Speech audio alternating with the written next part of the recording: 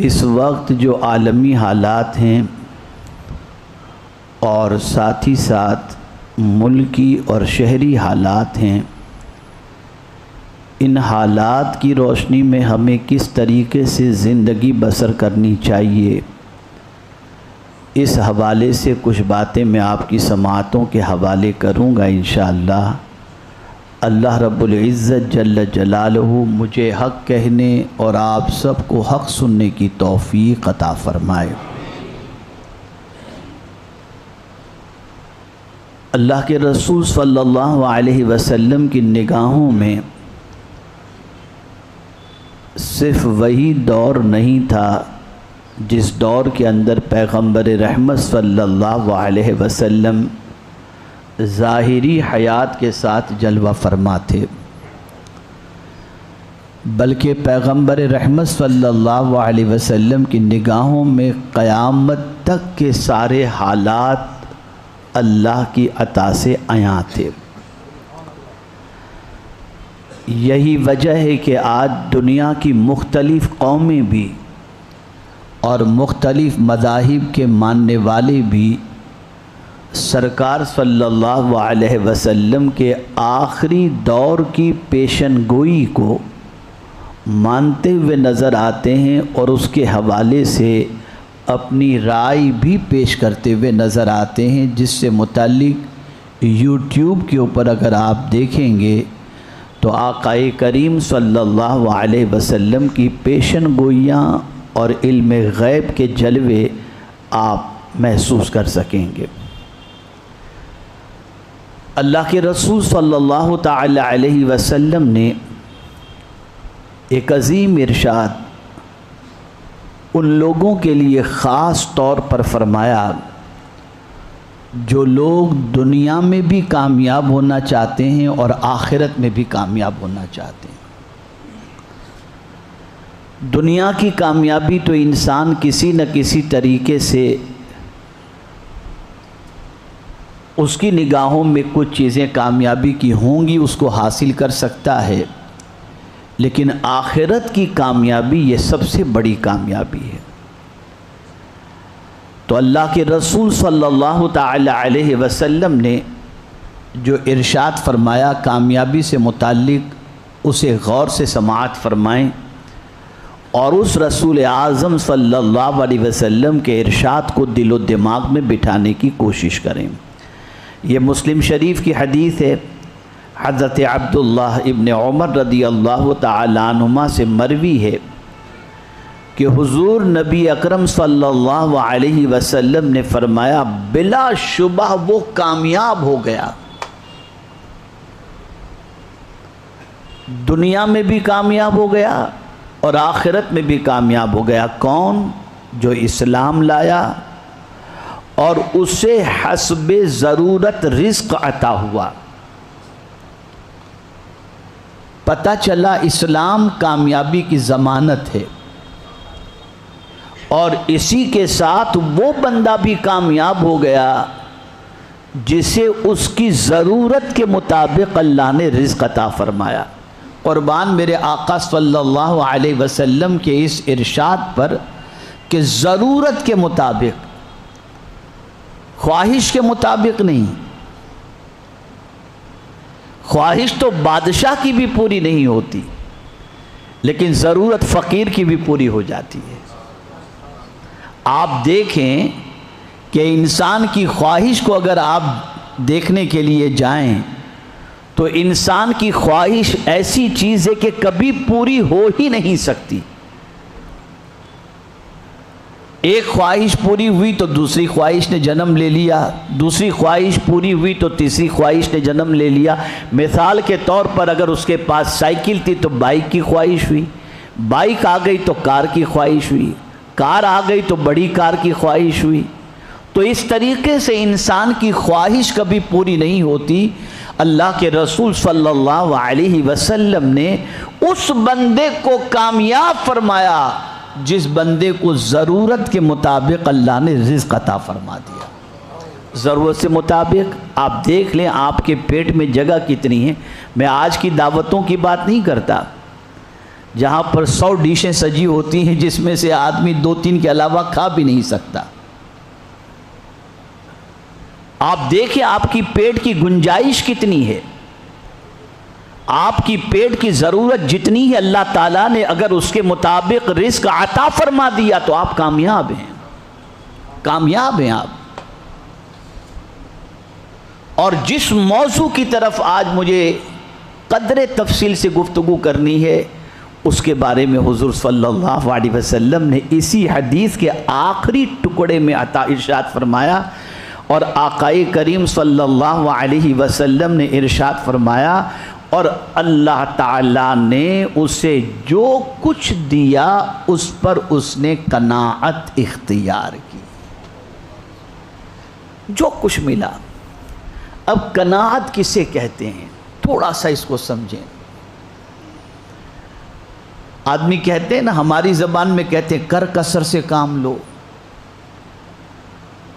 جتنا ہے اس پہ گزارا کر لو، قناعت سے کام لو۔ قناعت اس کا نام نہیں ہے کہ گزر بسر کرو، جتنا ہے اس پر اکتفا کر لو، نہ۔ اور آنے والے دنوں کے اندر یہ حدیث آپ کو بہت یاد رکھنی ہے اور بہت یہ کامیابی کی ضمانت ہے یہ حدیث، اس لیے کہ اب جو ماحول آنے والا ہے ممکن ہے کہ شاید اس میں گرانی اتنی بڑھ جائے، قیمتیں اتنی بڑھ جائیں، مہنگائی اتنی بڑھ جائے کہ سروائیو کرنا عام انسانوں کے لیے مشکل ہو جائے۔ اور جیسا کہ ہم دیکھتے ہیں کہ اپنی خواہش کو پوری کرنے کے لیے اور سروائیو کرنے کے لیے بہت سارے لوگ ایسے راستے اختیار کرتے ہیں جو راستے حرام ہیں، جیسے کہ نشے کا کاروبار ہے، آدمی اختیار کر لیتا ہے، خواہش ہے لمبی کار میں گھومنا، خواہش ہے عیاشی کرنا، خواہش ہے موج مستی کرنا۔ تو ان ساری خواہشوں کی تکمیل کے لیے انسان نشے کا عادی بن جاتا ہے یا نشے کا کاروبار کرنے پر آمادہ ہو جاتا ہے۔ ابھی آپ نے ایک واقعہ سنا، 2-3 روز پہلے آپ مرگی محلے کا واقعہ سن لیجئے، ایک بوڑھے چاچا کو کس طریقے سے بلیٹ مار کر کے نشیڑیوں نے ان کے پاس سے 22,000 روپے لوٹ کر کے لے گئے۔ آپ ذرا سوچو، یہ خواہش اور یہ غلط عادتیں۔ تو ہمیشہ اس چیز کو یاد رکھیں، جو اللہ نے دیا، بعض نشیڑی اور بعض منشیات کا کاروبار کرنے والے تو معاذ اللہ یہ کہتے ہیں کہ ہم کئی بیواؤں کے گھر پالتے ہیں، کوئی ایسا دھندا بتاؤ جس میں بیواؤں کو کھلا سکے۔ ارے بھائی، تو نے کھلانے کی ذمہ داری لی ہے یا خدا نے کھلانے کی ذمہ داری لی ہے؟ یہ ساری چیزیں غلط ہیں۔ خود نہ اپنی آخرت برباد کرو اور نہ قوم کے نوجوان بچوں کی آخرت برباد کرو، اس لیے کہ یہ چند دنوں کی دنیا ہے۔ اس چند دنوں کی دنیا کے اندر آج اگر جیسا تم نے بویا ہے، قیامت کے دن اس کے مطابق سزا ملے گی تو برداشت کرنے کے لائق نہیں ہوگی۔ خیر، تو عرض یہ کر رہا تھا، آقائے کریم صلی اللہ علیہ وسلم نے ارشاد فرمایا، اور اللہ تعالیٰ نے جو کچھ دیا اس پر قناعت اختیار فرمائی۔ 3 چیزیں کامیابی کے لیے فرمائی۔ پہلی چیز جو اسلام لایا، دوسری چیز جسے حسب ضرورت روزی مل گئی، اور تیسری چیز جو کچھ اللہ نے عطا فرمایا اس پر اس نے قناعت کیا۔ قناعت کسے کہتے ہیں؟ اگر یہ آج آپ سمجھ گئے نا اور پھر اس پر عمل کی طرف قدم بڑھائے تو انشاءاللہ بہت سارے پرابلم کا سولیوشن اس کے اندر موجود ہے۔ قناعت کے بارے میں فرمایا گیا، ہی الرضا من اعطى اللہ، جو کچھ اللہ نے عطا فرمایا اس پر خوش ہو جانا، اس کا نام ہے قناعت۔ جو کچھ بھی اللہ نے دیا ہے، اس کو بنگلہ دیا، اس کو گاڑی دیا، مجھے یہ دیا، نہ بالکل کچھ بھی نہیں۔ مجھے جو کچھ بھی عطا کیا ہے میرے کریم نے، میں اس سے راضی ہوں، میں اس سے خوش ہوں۔ قناعت کہتے ہیں اللہ کی عطا پر خوش رہنے کو۔ گزارا کرنے کا نام قناعت نہیں ہے۔ گزارا تو کر رہی ہے آپ کو، آپ کریں گے کیا؟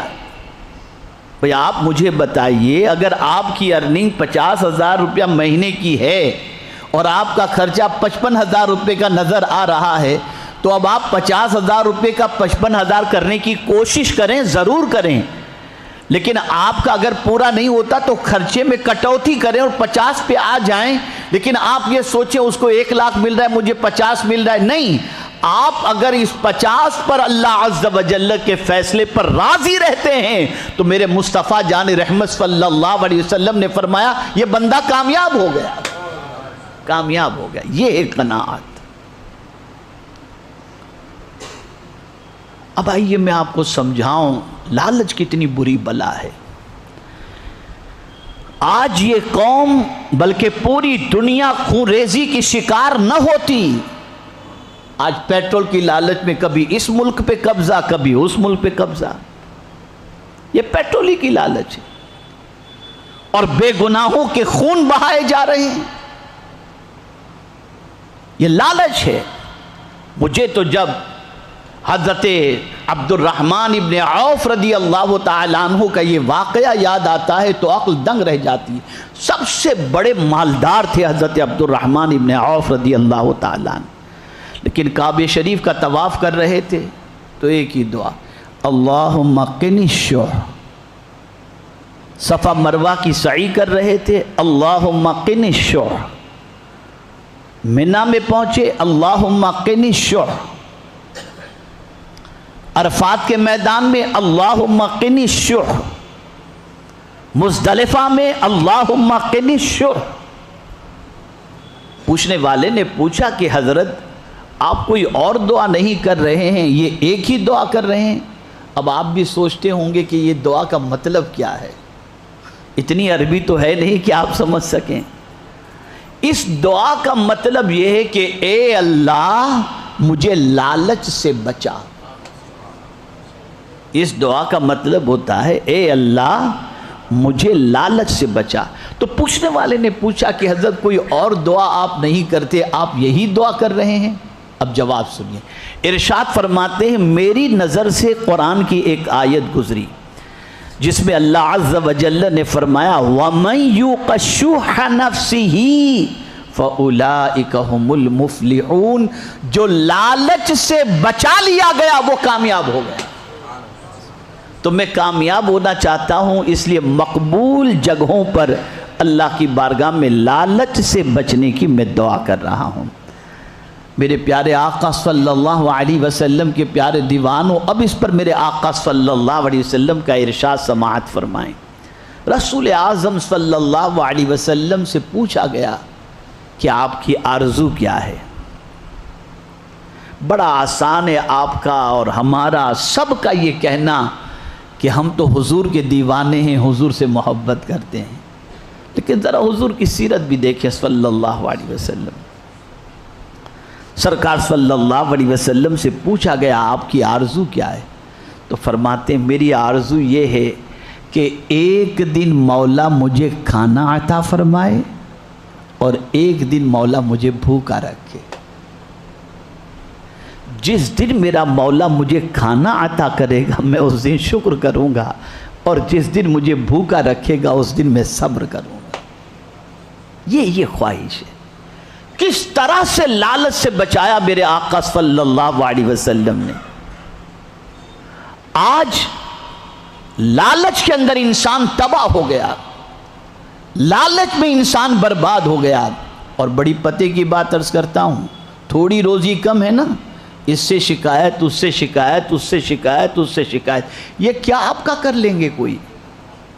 آپ نے جس سے شکایت کی وہ بڑا تو نہیں ہے نا۔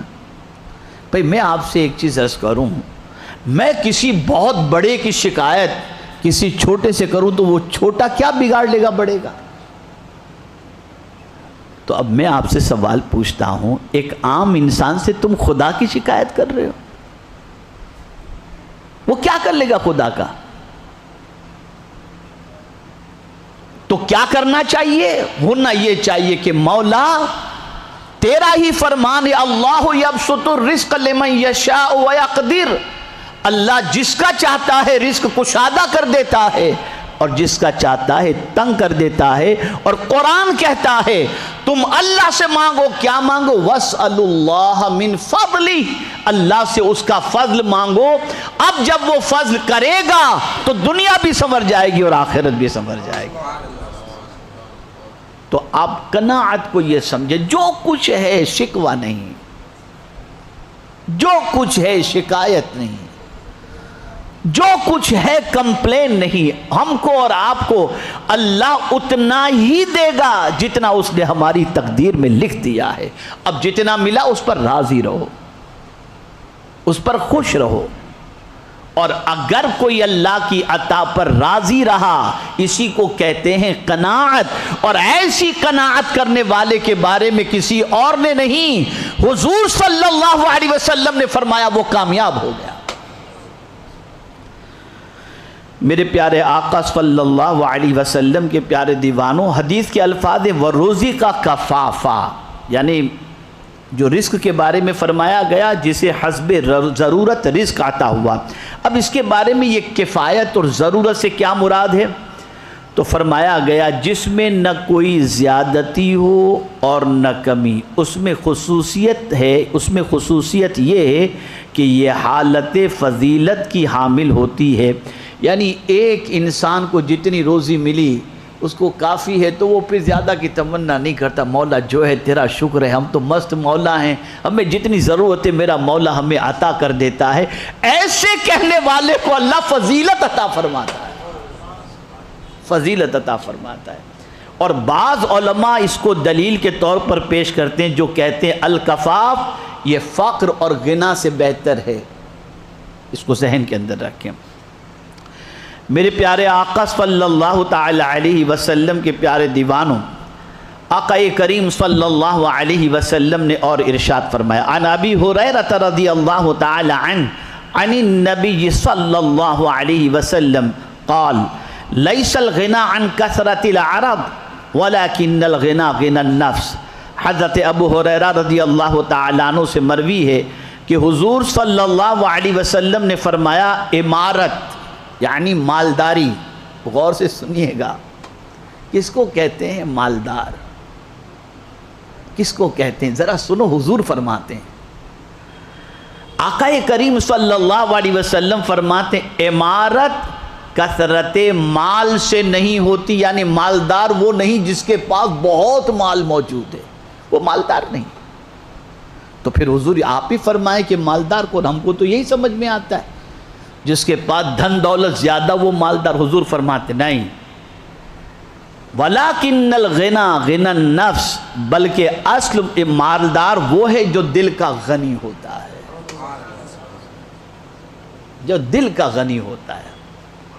بہت سارے مالدار ایسے ہوتے ہیں جن کا دل بالکل چھوٹا سا ہوتا ہے، 1 روپیہ کم ہو جائے تو جان نکل جائے گی ان کی، روز گنتے رہیں گے کچھ بڑھا کہ نہیں بڑھا۔ اور کچھ لوگ ایسے ہیں، اللہ اکبر اللہ اکبر اللہ اکبر، کچھ لوگ ایسے ہیں جن کی پوزیشن یہ ہوتی ہے کہ وہ مال گنتے نہیں، اللہ کے نام پر لٹاتے نظر آتے ہیں، وہ در حقیقت مالدار ہیں جن کا دل بالکل بے نیاز ہے۔ میرے پیارے آقا صلی اللہ تعالی علیہ وسلم کے پیارے دیوانوں، علامہ غلام رسول سعیدی علیہ رحمہ فرماتے ہیں جو شخص مال رکھنے کے باوجود مال و دولت پر حریص ہو، مال ہے بہت ہے پھر بھی پیٹ نہیں بھر رہا، اور چاہیے اور چاہیے، اور زیادتی کا طالب ہو تو وہ اپنے مال کی وجہ سے مستغنی نہیں ہوتا، یعنی اتنا ہے پھر بھی بے نیاز نہیں ہوتا، اور مل جائے اور مل جائے اور مل جائے۔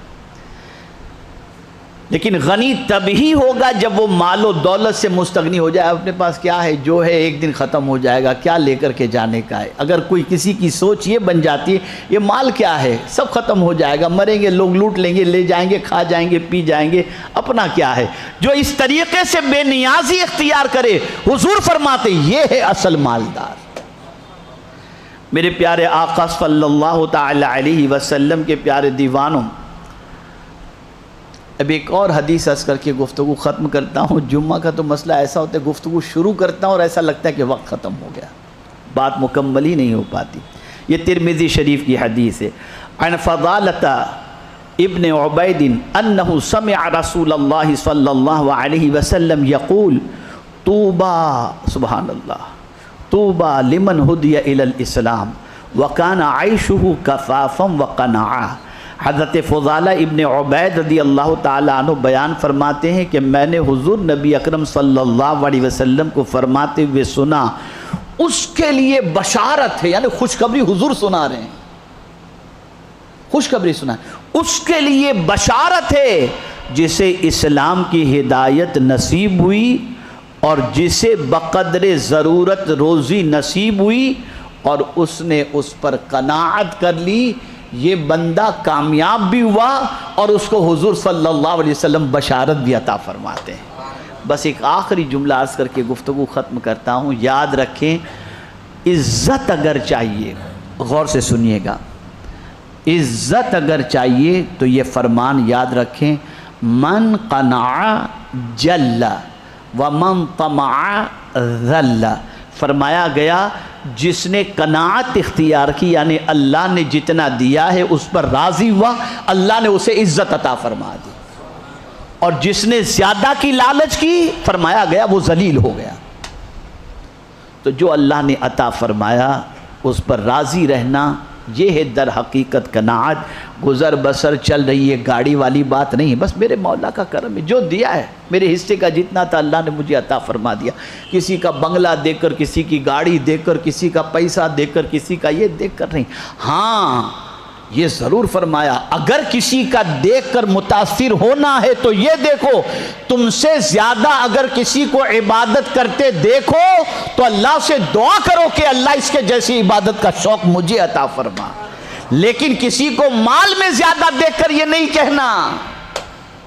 لیکن وہاں دیکھتا کون ہے؟ اب تو مال ہی سب دیکھتے ہیں، نیکی کوئی نہیں دیکھتا، اور نیک لوگ اب پسند بھی کم آتے ہیں، بہت کم پسند آتے۔ اب تو مال جس کے پاس ہے، چاہے ڈاکہ ڈال کے لیا ہو، چاہے لوٹ کے لیا ہو، چاہے کیسے بھی لیا ہو، پیسہ ہے سلام کرو اس کو، باقی دینداری کی کوئی عزت لوگ کرتے ہوئے نظر نہیں آتے، اس لیے ذلیل بھی ہو رہے ہیں اور رسوا بھی ہو رہے ہیں۔ اللہ عز و جل رحمت فیل ہم سب کو قرآن و حدیث پر عمل کی توفیق عطا فرمائے، اور اللہ عز و جل ہم سب کو دونوں جہاں میں کامیاب بنائے، اور پروردگار جو کچھ اللہ نے عطا فرمایا اس کے فضل سے، اس کی توفیق سے ہمیں اس پر راضی رہنے کی بھی توفیق نصیب فرمائے۔